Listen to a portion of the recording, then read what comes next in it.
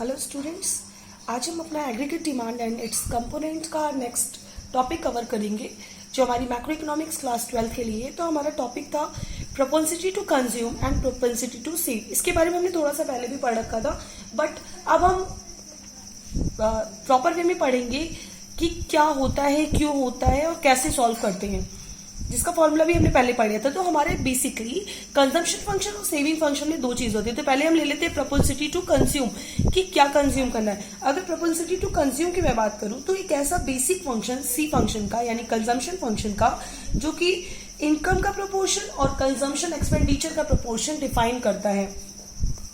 ये एक ratio define करता है किसके बीच में, कंजम्पशन के बीच में और इनकम के बीच में, कि हमारी कितनी कंजम्पशन हो रही है और साथ ही साथ हमारी इनकम कितनी है। तो हमें सबसे पहले पढ़ना है एवरेज प्रोपेंसिटी टू कंज्यूम। अब एवरेज प्रोपेंसिटी कंज्यूम का मतलब टू कंज्यूम का मतलब होता है हम ईपीसी यानी कि एवरेज की बात करना है, जहां पर हम टोटल अपनी इनकम को कंजम्पशन एक्सपेंडिचर के अकॉर्डिंग देख रहे हैं कि हमारी टोटल जितनी इनकम है और कितना कंजम्पशन एक्सपेंडिचर्स हो रहा है। तो हम डिफाइन करते हैं कि हमारी टोटल जितनी इनकम है उसी के अकॉर्डिंग क्या कंजम्पशन होगा। जैसे यहाँ पे मैंने एक एग्जांपल दे रखा है कि आप इजीली समझ सको। If income is 100 crore and the consumption is 80 crore, then APC average propensity to consume हमारा क्या हो जाएगा।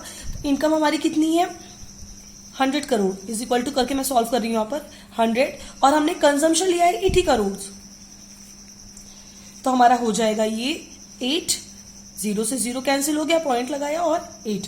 तो ये मेरी निकल आई एपीसी, जहां पर हम टोटल कंजम्पशन का रेशियो चेक करते हैं टोटल इनकम के बिहाफ पर ये कितना रहा। अब इसी के अकॉर्डिंग हम आगे इसका एक डाटा सेट और इसका ग्राफ देख लेते हैं क्या होता है। तो एक डाटा सेट में ऐसा हमेशा जरूरी है कि हमारा 3 लेवल हमेशा डिफरेंट सिचुएशंस होती है। When the APC is less than 1, when the APC is equal to 1 and when the APC is less than 1। अब एक डाटा मैंने लिया है यहाँ पर, ये वही डाटा है स्टूडेंट्स जो हमने पिछली बार भी यूज कर रखा है। अभी पिछली बार भी हमने इसी डाटा उसको बनाया था। 0, 50, 100 एंड 150 ये हमारी इनकम है, वाई फॉर इनकम। फिर कंजम्पशन 20, 60, 100 एंड 140 ये हमने दिखा दिया कंजम्पशन। अब हमें निकालना है ईपीसी यानी कि टोटल इनकम की डिफाइन। तो हमारी टोटल इनकम फर्स्ट वाले में हम क्या देख रहे हैं कि हमारा टोटल कंजम्पशन कितना है 60। ये लिखा है 20 और 0 का नहीं निकाला क्योंकि वो 0 ही हो जाता। तो 60 अपॉन हमारी इनकम कितनी आ रही थी 50, हमारी टोटल इनकम 50 हमने डिवाइड कर दिया। बहुत ध्यान से आप इस चीज को देखना कि जब भी हम ईपीसी की बात करते हैं वहां पे हम डिफरेंस बिटवीन नहीं लेते, बल्कि वहां पर हम टोटल कंजम्पशन और टोटल इनकम की बात कर रहे होते हैं। फिर नेक्स्ट जैसे है तो इस लेवल पे हमारा आंसर आया 1.2। It means EPC is greater than 1, एक से ज्यादा हो गई। फिर नेक्स्ट है हमारा इनकम 100 और कंजम्पशन ऑल्सो 100, तो 100 अपॉन 100 दैट इज 1, तो एपीसी इज इक्वल टू 1। इसके बाद है हमारा एपीसी इज लेस देन 1, उसका केस देख लेते क्या होता है।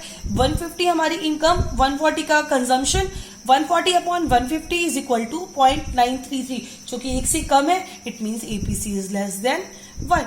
अब यही चीजें हमने पहले भी पढ़ी है, फिर से मैं वही चीज रिपीट कर रही हूँ। मैंने यहाँ पे एक ग्राफ डिफाइन किया, वापस से याद दिला दूं। जब भी हम इनकम पढ़ते हैं तो इनकम का ग्राफ हमारा हमेशा 45 डिग्री पर रोटेट होता है। तो हमने यहाँ पर एक 45 डिग्री का ग्राफ बना लिया। 45 डिग्री ग्राफ बनाना इजी है, पहले आप एक 90 डिग्री बनाओ, यानी कि एक सीधी स्टैंडिंग लाइन बना दो तो 90 डिग्री बन गया, और उसके बीच से हाफ से मैंने एक लाइन खींच दी तो इसका मतलब 45 डिग्री। यहाँ पे मैंने 45 डिग्री इसीलिए यहाँ पर मेंशन भी किया।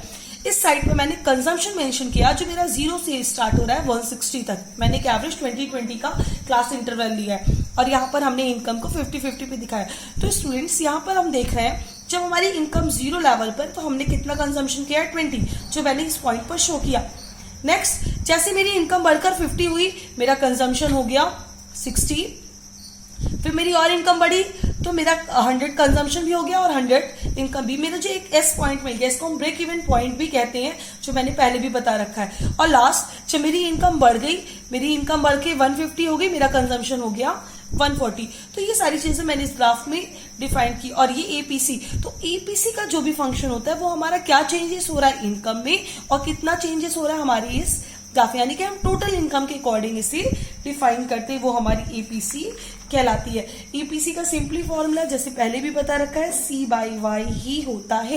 यहाँ पे हम डेल्टा का यूज नहीं करते, डिफरेंस नहीं निकालते, बल्कि total consumption upon total income को यूज करते हैं। एग्जाम में 1 मार्क्स में बहुत छोटे छोटे क्वेश्चंस आते हैं, जैसे मैंने इसके पहले आपको भी कर दिखाया है, वैसे ही क्वेश्चंस एग्जाम में अक्सर से पूछे जाते हैं 1 मार्क्स के क्वेश्चन के लिए। तो स्टूडेंट्स ये हमारा हो गया एपीसी। अब इसके आगे हमें पढ़ना है एमपीसी। तो स्टूडेंट्स हम बात कर रहे थे कि हमारी एपीसी कंप्लीट होगी, अब हमें सेकंड पढ़ना है मार्जिनल प्रोपेंसिटी टू कंज्यूम।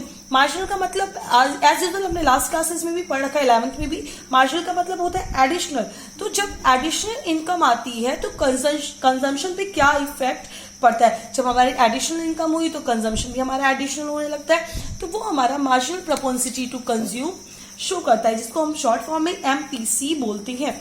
अब एमपीसी का formula is equal to change in consumption upon change in income. अभी हमने एडिशनल की बात की, मींस मार्जिनल मतलब एडिशनल। तो जब एडिशनल का बात कर रहे हैं तो हम क्या लेंगे, चेंज इन कंजम्पशन, जिसको हम डिनोट करते हैं delta CC, and change in income is equal to delta y. यानी एडिशनल इनकम होने पर हमने अपनी कंजम्पशन कितना एडिशन कर दिया, वो हमारा क्या कहलाया, एमपीसी कहलाया, यानी मार्जिनल प्रोपेंसिटी टू कंज्यूम। अब एक क्वेश्चन मैंने लिया यहाँ पर, if income increases from 1000 crore to 1200 crore and the consumption increase from 800 crore to 900 crore, find out the MPC. अब हमें सबसे पहले यहाँ पे क्या निकालना है कि हम फाइंड आउट करें कि हमारा डेल्टा सी कितना है और डेल्टा वाई कितना है। तो चेक कर लेते हैं कि हमारा लिखा हुआ है यहाँ पर डेल्टा सी पहले increases from 800 to 900, it means 900 में से हम लेस कर दें 800 को, तो हमारा डेल्टा सी आ गया 100। और सेकेंड है हमारा इनकम इंक्रीजेस फ्रॉम 1000 टू 1200, तो 1200 माइनस 1000, हमेशा सेकेंड में से ही फर्स्ट को लेस करेंगे, नहीं तो माइनस में आने लगेगा। तो ये हमारा हो गया 200, तो 100 अपॉन 200 इज इक्वल टू 0.5। ये हो गया। एग्जाम में ऐसे 1 मार्क्स के क्वेश्चंस आ सकते हैं, आप इसको ध्यान से देख लेना। मैंने डेल्टा सी कैसे निकाला जाता है वो डिफाइन कर दिया, डेल्टा वाई कैसे निकाला जाता है वो भी डिफाइन कर दिया, और फिर एमपीसी कैसे निकलेगी वो भी मैंने यहाँ पर सॉल्व कर दिया है। इसका फॉर्मूला पता ही आपको, यहाँ पे भी चाहे लिख दे रही हूँ, delta C upon delta y, जहां मैंने दोनों की वैल्यू यहाँ पर पुट कर दी है 100 अपॉन 200, और वो 0.5 हमारा आंसर आ गया। अब एक और डाटा सेट जो हम पहले भी यूज कर रहे थे, जो हमने पिछला डाटा सेट लिया सेम डाटा सेट रखेंगे, लेकिन वहां पर हम एपीसी नोट कर रहे थे, अब यहाँ पर हमें एमपीसी निकालना है। देखिए अगर डाटा सेट सेम है, एपीसी और एमपीसी हमारे कितने अलग अलग आएंगे। यहाँ पर हमने लिया फिर से वापस से zero income 50, 100 and 150, consumption 20, 60, 100 and 140। First MPC निकाला, पता ही है 0.20 करेंगे तो हमारा आंसर डैश में ही जाएगा। अब सेकेंड है हमारा what is the difference between the consumption, 60 minus 20 is equal to 40, 50 minus 0 is equal to 50, answer is 0.8। Next वापस से देखते हैं consumption, 100 minus 60 is equal to 40, 100 minus 50 is equal to 50 is equal to 0.8, and next 140 minus 100 is equal to 40 and 150 minus 100 is equal to 50 is equal to 0.8। तो हमारा अभी इस वाले question में हमेशा एमपीसी सेम ही आ रहा है, लेकिन sometime it will be changes, कि इसमें चेंजेस हो सकते हैं, ऐसा नहीं है कंपल्सरी नहीं कि एक बार आ गया तो आप हर लेवल पे, इसीलिए मैंने चेक किया है कि आप चेक कर लो। तो ये हमारी फाइंड आउट होगी कि एमपीसी क्या होगी। अब इसके रिगार्डिंग हम ग्राफ देख लेते हैं। तो हमारा ग्राफ है ये बना हुआ, आप देख लो। फर्स्ट हमने वापस से क्या दिखाया है, अपनी इनकम दिखाई है जो हमारी 45 डिग्री पर होती है, ये 45 डिग्री पर हमने इनकम शो कर दी है। यहाँ पर इनकम की लाइन वाई गई हुई है, कंजम्पशन की लाइन सी गई है, ये मैंने इनकम शो किया है, और यहाँ पे वापस से कंजम्पशन मैंने शो किया है। तो 20 से हमारा, जैसे भी हम पिछले भी देख रहे थे, 20 से कंजम्पशन हमारा शुरू हुआ था 20। अब एमपीसी जब हम फाइंड आउट कर रहे हैं तो changes between the consumption upon changes between the income, यानी डेल्टा सी, इसमें जो चेंजेस हुआ है वो, और इसके बाद जो ये चेंजेस आ रहा है वही हमें शो करना होता है अपनी एमपीसी में मार्जिन, क्योंकि ये हमारा क्या है एडिशनल, और एडिशनल के बिहाफ पर चेंजेस जो आए वही हमारे मार्जिनल प्रोपेंसिटी टू कंज्यूम कहलाएगा। तो स्टूडेंट्स ये हमारा हो गया मार्जिनल। एग्जाम में अक्सर से दोनों के बीच में रिलेशन पूछा जाता है कि स्टूडेंट्स कंफ्यूज हो जाते हैं कि इसमें भी सी वाई है, उसमें भी सी वाई है, बट वहां पर हम टोटल कंजम्पशन और टोटल इनकम की बात करते हैं, और यहां पर हम डिफरेंस बिटवीन द कंजम्पशन यानी कि additional consumption and additional income की बात करते हैं। सो स्टूडेंट्स, ये हमारा हो गया aggregate demand and it's component का मार्जिनल प्रोपेंसिटी टू कंज्यूम। अब हमें अपना नेक्स्ट टॉपिक स्टार्ट करना है, प्रोपेंसिटी टू सेव, जो अपने नेक्स्ट वीडियो में कंप्लीट करेंगे। Okay, thank you class.